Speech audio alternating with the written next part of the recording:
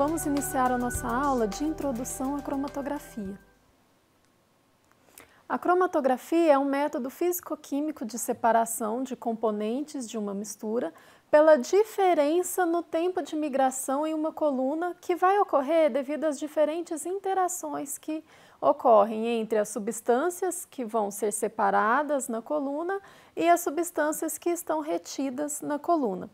Então, a cromatografia ela vai permitir a separação de identificação de componentes químicos em amostras complexas, ou seja, amostras que têm várias substâncias presentes. E ela é um instrumento de análise que pode ser acoplado a outros instrumentos de análise, como, por exemplo, a detectores de ultravioleta, detectores eletroanalíticos, para identificação e quantificação de substâncias. Falando um pouco do histórico da cromatografia. A cromatografia ela inicia em 1903, quando Tissuet, que era um russo, ele era botânico, ele pega uma mistura de pigmentos e coloca em uma coluna de vidro, bem parecida com uma bureta, e essa coluna de vidro ela estava recheada com carbonato de cálcio, e ele passa então nessa coluna éter de petróleo. Ao longo do tempo, enquanto passava o éter pela coluna, ele viu que os pigmentos vegetais eles começaram a ser separados por cor. Então surgiram várias faixas de cores na coluna.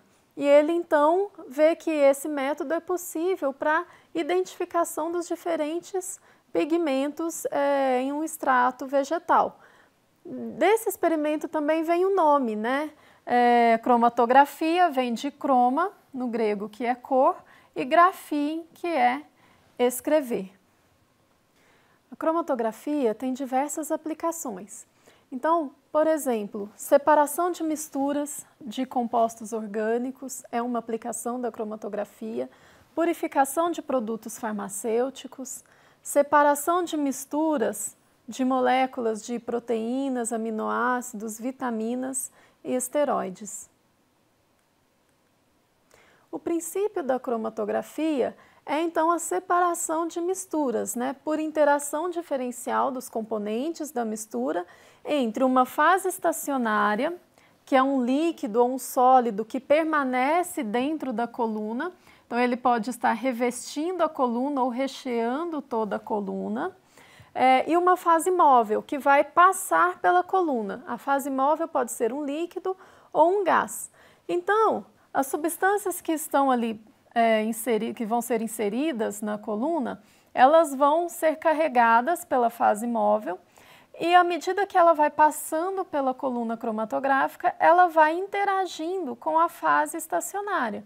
E a separação se dá por essa interação.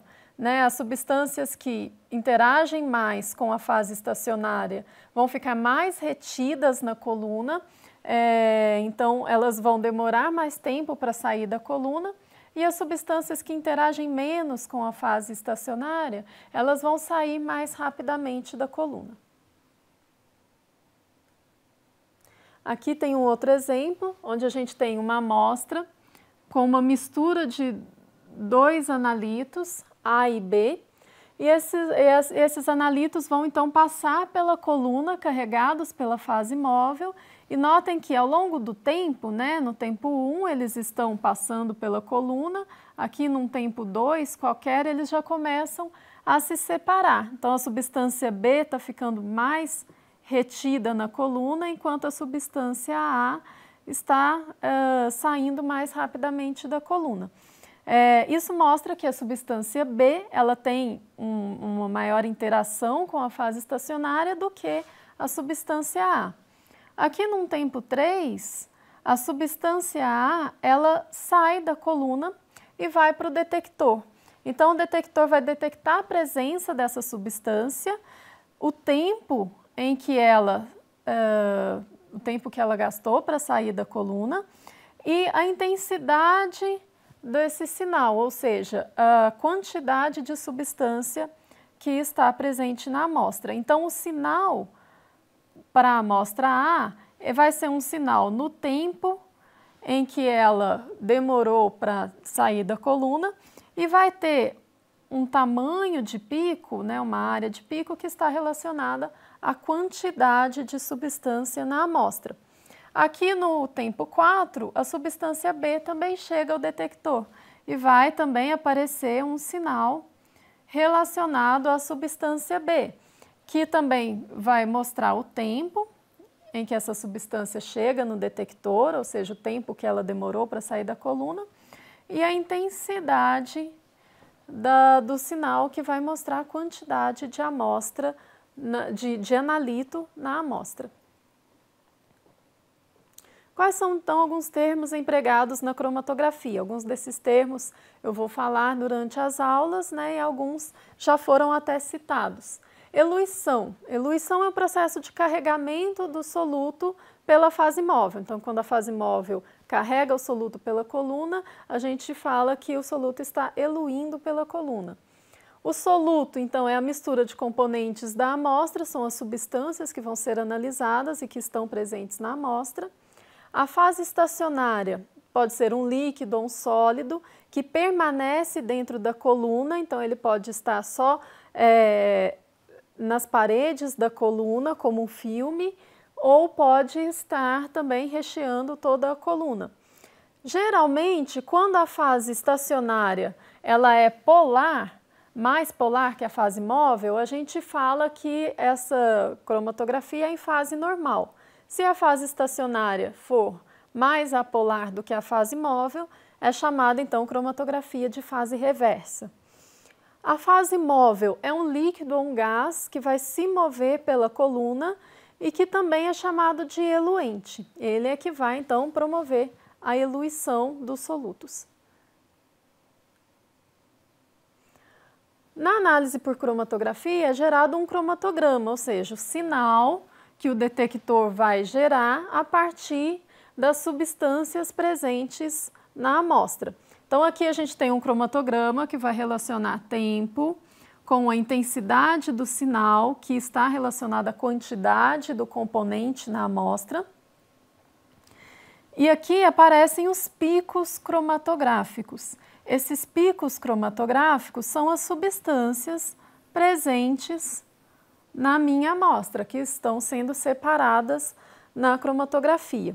A resolução dos picos, ou seja, a separação deles e o formato deles, se eles estão bem definidos como um pico, vai depender de dois parâmetros, que é a seletividade e a eficiência da coluna.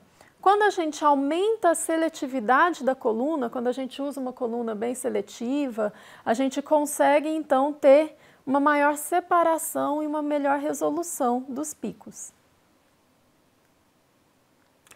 Então, alguns termos também que são utilizados na análise por cromatografia, né? O tempo de retenção é o tempo que a amostra leva para sair da coluna. Então, esse tempo aqui que aparece no cromatograma, onde está o pico da minha amostra, ele é chamado de tempo de retenção.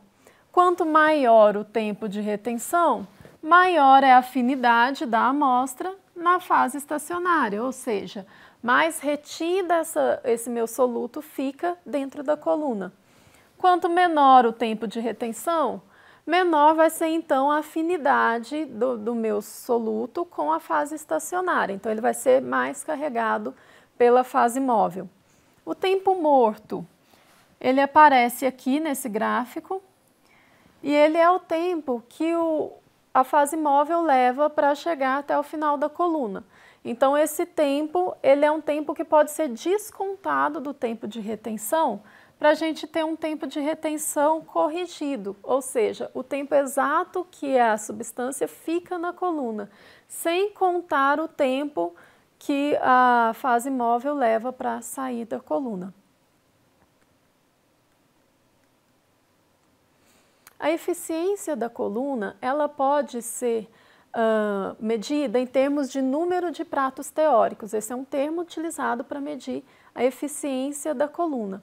E ele vai relacionar a largura da base do pico e a medida do tempo de retenção. Então, a gente tem essa equação aqui para medir a eficiência da coluna. Quanto maior o N, maior a eficiência da coluna. Então, vai se produzir picos mais estreitos e com uma melhor separação entre eles. Isso é muito requerido em cromatografia para se ter uma melhor identificação das substâncias presentes na amostra.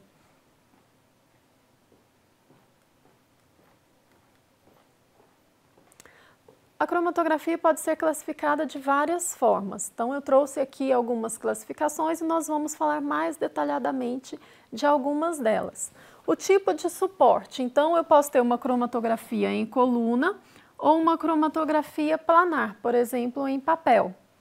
O modo de separação. Então, eu posso ter uma cromatografia por adsorção, por partição, por troca iônica, por exclusão por tamanho ou por afinidade. São as formas em que os solutos se separam dentro da coluna.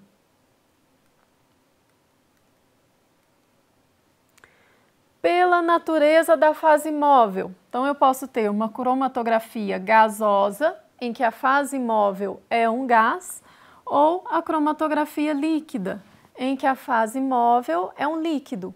Ou mesmo a cromatografia supercrítica, em que a fase móvel é um fluido supercrítico.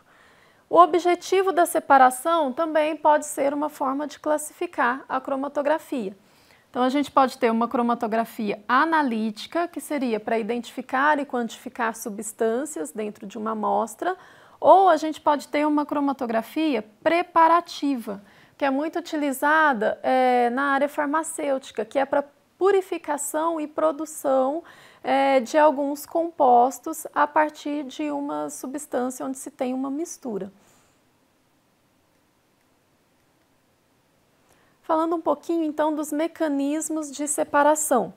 A cromatografia por adsorção, ela acontece quando se tem um soluto que vai se adsorver na fase estacionária, então ele vai se ligar apenas por interação eletrostática na fase estacionária e ao mesmo tempo ele pode também se dessorver da fase estacionária e ser carregado pela fase móvel. Na cromatografia por partição, o soluto então ele vai ser dissolvido na fase estacionária, que deve ser uma fase líquida. Então, aqui tem uma dissolução, né, uma absorção do soluto na fase estacionária. E a separação entre o soluto, que fica mais retido na fase estacionária, e o que é mais carregado pela fase móvel, se dá por solubilidade, por o que tem maior solubilidade na fase estacionária, vai ficar mais retido. Cromatografia por troca iônica. Então, existe aí uma troca de íons entre o soluto e os íons da fase estacionária.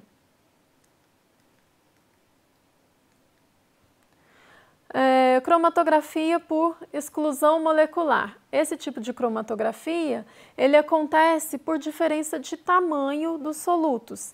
Então, as moléculas pequenas, elas vão entrar nos poros do suporte, que geralmente é um suporte sólido, né? E as moléculas grandes que não entram no suporte, elas vão então ser excluídas e, consequentemente, vão chegar mais rápido até o final da coluna.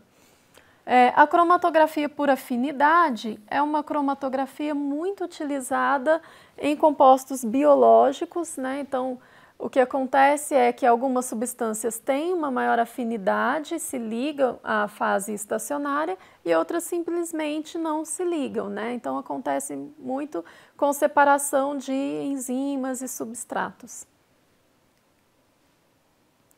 Pelo tipo de cromatografia, nós podemos classificar a cromatografia em planar ou cromatografia em coluna. A cromatografia planar, ela tem uma fase móvel líquida e pode ser utilizada a cromatografia em papel ou cromatografia em camada delgada. Já a cromatografia em coluna, que é a cromatografia que a gente tem mais interesse no nosso curso de análise instrumental, ela pode ter uma fase móvel gasosa, e aí a gente chama ela de cromatografia gasosa, ou uma fase móvel líquida, e aí pode-se ter uma cromatografia líquida clássica, que também não é de interesse no nosso curso, ou uma cromatografia líquida de alta eficiência, que vai ser tratado em uma outra aula. A cromatografia planar, ela se divide então em cromatografia em papel e em camada delgada.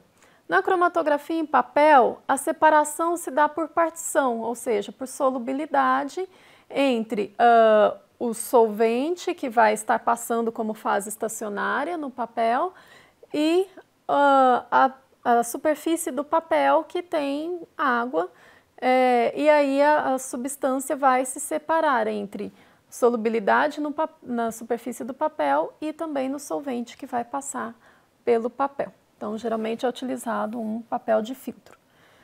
A cromatografia em camada delgada, ela é uma técnica de adsorção líquido-sólido, então ela vai separar por polaridade.